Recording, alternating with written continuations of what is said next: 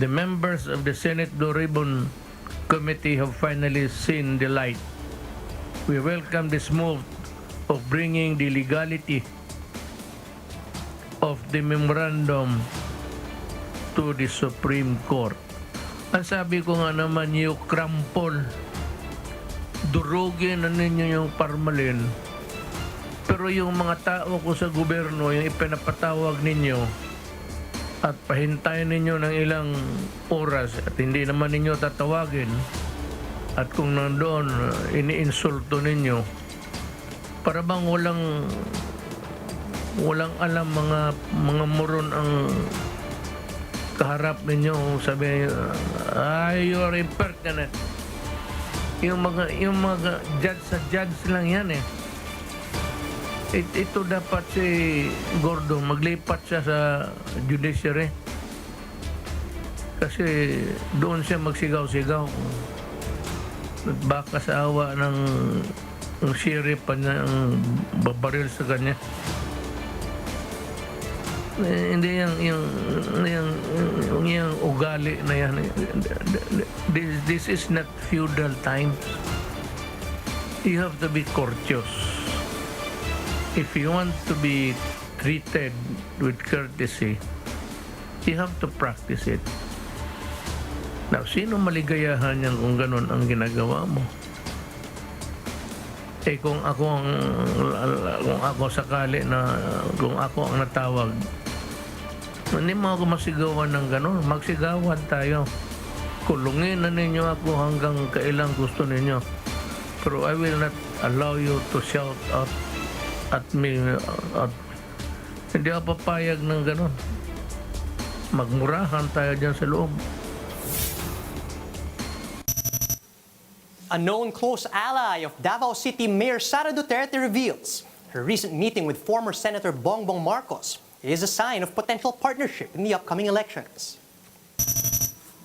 A bill backed by at least 5 senators seeks to ban substitution in the elections due to withdrawal. The Philippines detects its first case of the B11318 COVID-19 variant, which was first discovered in Mauritius. Today marks the 9th straight week of oil price hikes, and even Fisherfolk are now feeling the brunt. And let's take a look at the new coaches of LRT1 and MRT7.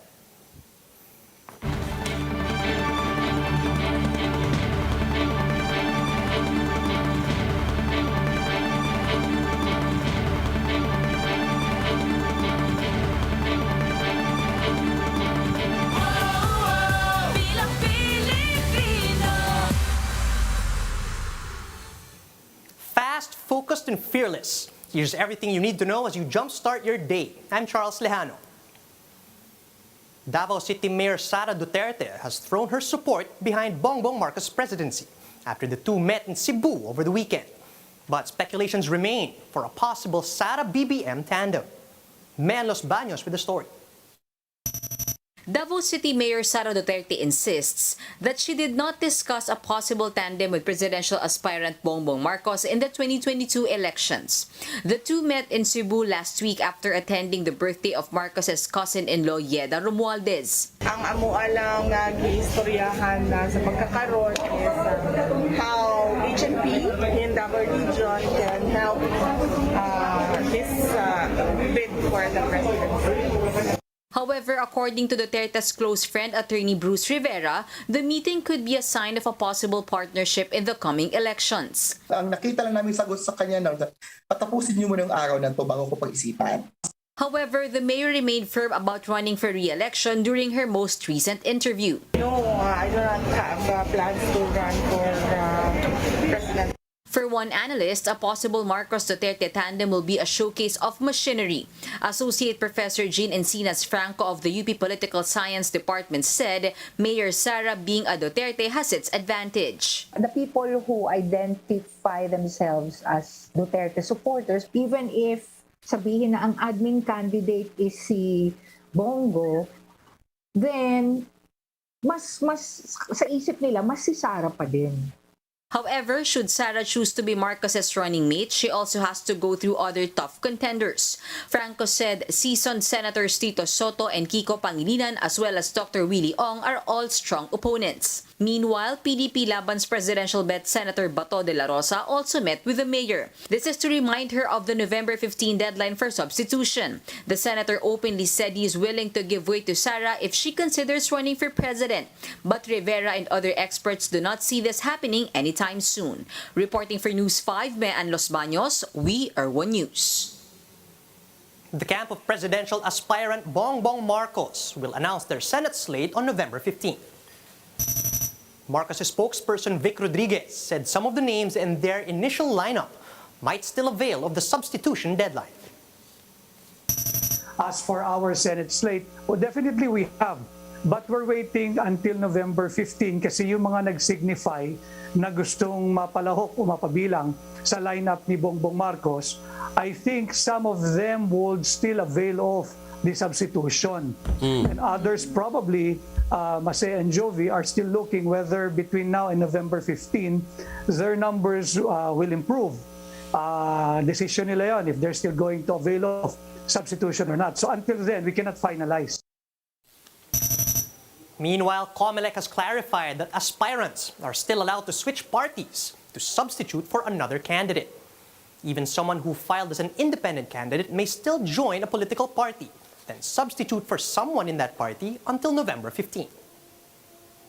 They are allowed to switch parties, and the reason for that is because we have a weak political party system. Right now, people can actually switch political parties in order to make substitution happen. And yes, to a certain extent, that weakness of the political party system is in fact a loophole. But despite admitting that there are loopholes in the substitution system, Jimenez said they see the substitution rule as a necessary remedy under the law. As such, COMELEC is not in favor of the Senate bill proposing to remove withdrawal of a candidate as one of the grounds for his or her substitution. What would perhaps be a better idea is if Congress were to introduce some controls, some sort of regulation. Because right now the law is pretty wide open. It simply says that you can be substituted if you withdraw and you belong to a political party. Perhaps additional restrictions could be put in place, again, short of actually removing that right, because that right, we believe, is essential to the elections. In other news, the Health Department has detected the first case of the B11318 COVID-19 variant in the country. The variant was first found in Mauritius and is now considered a variant under monitoring by the World Health Organization. It was supposedly responsible for a cluster of COVID cases in African countries. Health Undersecretary Maria Rosario Vergeres said the sample was detected from over 700 swab tests sequenced last October 22. We were able to detect a case here, 34 years old male. Yung kanyang sample ay retroactive. Nakuha natin noong March 10, 2021 pa from the Philippine Red Cross Laboratory. Meron siyang travel history sa United Arab Emirates. So again, let me just reiterate, it's a variant under monitoring. Lahat po pinag-aaralan sa ngayon. Wala po tayong cause to panic. Kailangan lang po maging vigilant pa rin tayo lahat and follow our minimum public health standards. Meanwhile, Philippine College of Physicians President Maricar Limpin also revealed that they found 2 mutations of the Delta variant. However, in an interview with 1PH's Wagpo, Limpin said that these mutations are still under monitoring and that they have yet to determine whether these are more transmissible than the original Delta variant strain. Tinitignan po, ito po ay talagang sinusubaybayan natin, tinitignan natin kung makitaan natin na mabilis makahawa ng tao, and we cannot say for sure kung ano po ito po ay magiging virus of concern unless talaga makita natin yung resulta ng mga masusing pag-subaybay at pag-aaral. The government is scrambling to provide cash aid for PUV drivers heavily affected by the oil price hike, which is extended for its 9th consecutive week today. Pamela Vasquez gives us the front seat to the story.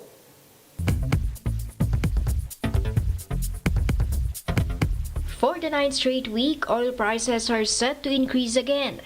Gasoline will see an increase of more than 1 peso per liter. Diesel will go up by 45 cents a liter, and 55 cents per liter will be added to kerosene.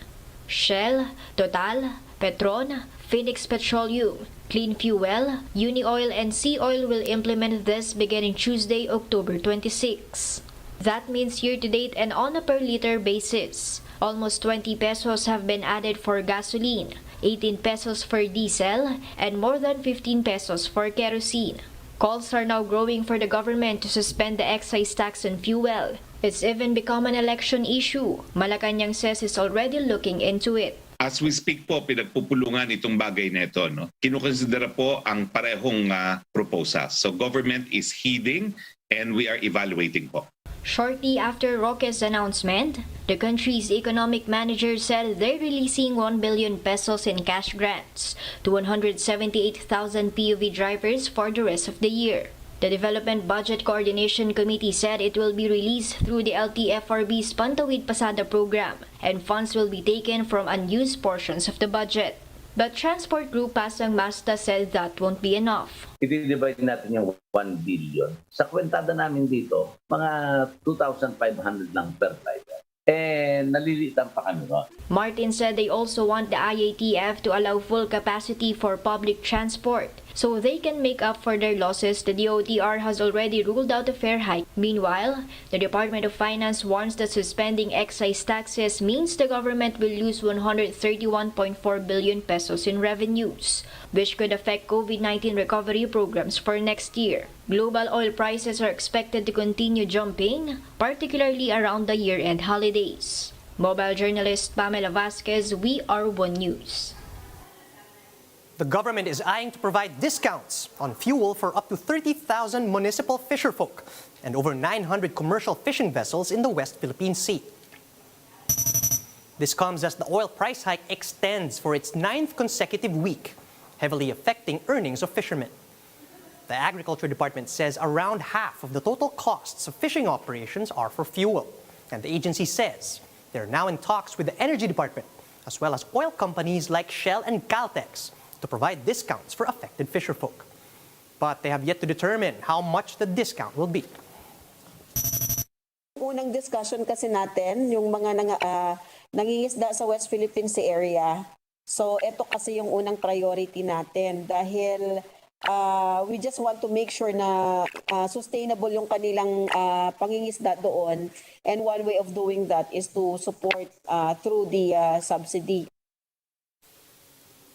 The DA is also studying the effects of the oil price hike on prices of vegetables and pork. The agency suspects that it may have something to do with pork prices rising by up to 10 to 30 pesos, despite the lower cases of African swine fever in hogs and the decrease in farm gate prices. But the department says it's also possible that not all imported pork supplies have reached the market yet. And they say that out of the 200,000 metric tons of imports, 37,000 are still in cold storage. We have enough supply also for both local and frozen. We are looking at good prices this coming holiday seasons if we are, again, just taking into consideration the supply. But there are other things that, we are not in control of, and this definitely will be affecting the cost structure from the farm gate to the retail price. But as far as supply is concerned, as always, DA is constantly working on the supply. LRMC has unveiled the first batch of new LRT-1 coaches to arrive in the Philippines. 120 modern light rail vehicles worth 12 billion pesos were ordered from a company based in Spain. These new LRVs are expected to be used once the LRT-1 extension becomes operational in 2024. And the LRMC says these new coaches are more efficient, more high-tech, and also better for PWDs, since these have dedicated spaces for wheelchairs. Mapapabilis po yung train kasi yung ating headway, ngayon po nasa 3.5 minutes yung headway. Yung bagong signaling system po natin kaya ng 2.5 minutes. And dahil po mas modern ho yun, itong bagong signaling system natin mas updated po siya, mas safe po siya, and at the same time mas efficient. Meanwhile, San Miguel Corporation has recently mounted 2 more brand new train sets for the MRT-7. This comes after the arrival of the first batch of train sets from South Korea. And the company expects to receive and install 6 of the total 36 sets before the end of the year, as the company targets to start operations by 2022. Here are the stories to watch out for later today. President Duterte will be participating in the 38th and 39th ASEAN Summit and related summits, where political, security, economic, and socio-cultural issues in the region are set to be discussed. Presidential aspirant Senator Manny Pacquiao will be visiting Baguio to meet with the city's local officials. And less than a week before Undas, MMDA is set to inspect the Manila North Cemetery. And that's how the day is shaping up to be. Join us later at 9 a.m. as we monitor the day's biggest stories from sunrise to sundown. You can also catch One News on Signal Play. Register for a free account at www.signalplay.com so you can stream One News live anytime, anywhere. I'm Charles Lejano. Mask on, wash hands, and stay safe, Philippines. We are One News.